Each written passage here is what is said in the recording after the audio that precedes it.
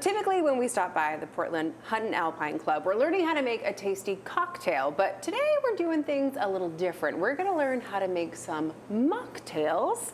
Our bartender, Andrew Volk, is going to show us how. What are we making today? We've got a couple that are currently on our menu. I love making non-alcoholic drinks. I think it's a core part of any bar. It should be.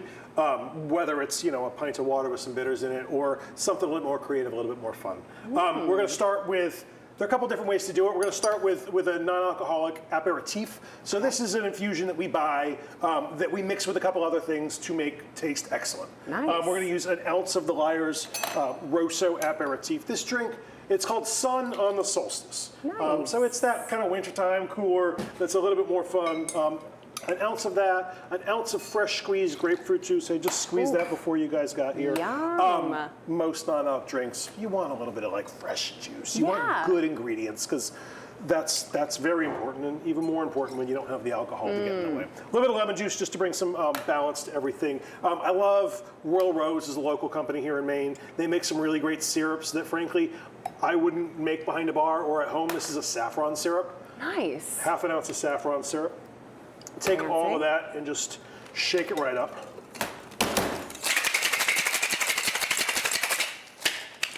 Still got the effects and everything. A real drink. Dump that into a nice large Collins glass. And a little bit of that ice from there. We're going to top it with just a fresh splash of tonic water. Ooh. And a little bit of rosemary. And this is called Sun on the Solstice for you. Oh my goodness. This is fun. Okay. Yeah. So, you know, with non-alcoholic drinks, it's about having a little bit of preparation, a little bit of having some stuff on hand. That's really good. Thank you. I like that a lot. Thanks. And it's like it's really refreshing. It is really Which is refreshing. nice. Okay. I'm gonna hold this one. Yeah, another one I'm going to make is called Sleigh Bells. Sleigh Bells. Sleigh Bells. Okay. And we have worked with, up the hill, there's a great tea shop called Homegrown Tea. They make a Scandinavian tea blend for us. So we make large batches of tea and we turn it into syrup. Very cool. And it keeps in your fridge for several days without any sort of issue. So you can make a bunch of this ahead of time if you're having some friends over. Yeah. But it's an ounce and a half of just tea syrup. You can make this with Earl Grey. You can make this with whatever. You can make it with green tea, whatever your favorite syrup is, or whatever your favorite tea is. Yeah. An ounce and a half of syrup, an ounce of lemon juice, fresh lemon. All right. And we're just going to shake that up.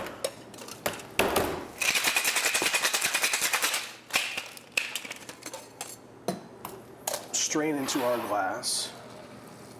Nice bright red, it's so Christmassy, pretty. holiday colors. Just use that ice right there. And then what we use something called Stoppy. Stoppy is a bitter, non-alcoholic soda. We get this from Makuchi down the street. I'm gonna call out all my favorite businesses in town. It tastes kind of like, if you're familiar with Campari, the sort of Italian bitters, very light, but just a little bit of bitterness. It tastes kind of like Campari. And we serve it like this. You can put the rest of that on top. Oh my you gosh. Can drink it. Isn't that great? This is really, really good.